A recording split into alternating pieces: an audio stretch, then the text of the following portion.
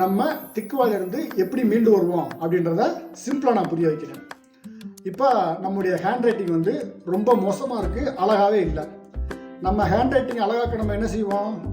எழுத்துக்களை பற்றி தெரிஞ்சுக்கணும். அதாவது நம்ம எழுத்து எப்படி இருக்குது, அழகான எழுத்துக்கள் எப்படி இருக்குது, நம்ம எங்கெல்லாம் தவறு பண்ணுறோம் அப்படின்றத தெரிஞ்சுக்கிட்டு நம்ம எவ்வளவு அதிகமாக எவ்வளவு நிறைய எழுதுகிறோமோ அவ்வளோ சீக்கிரம் நம்முடைய ஹேண்ட் ரைட்டிங் அழகாயிடும்.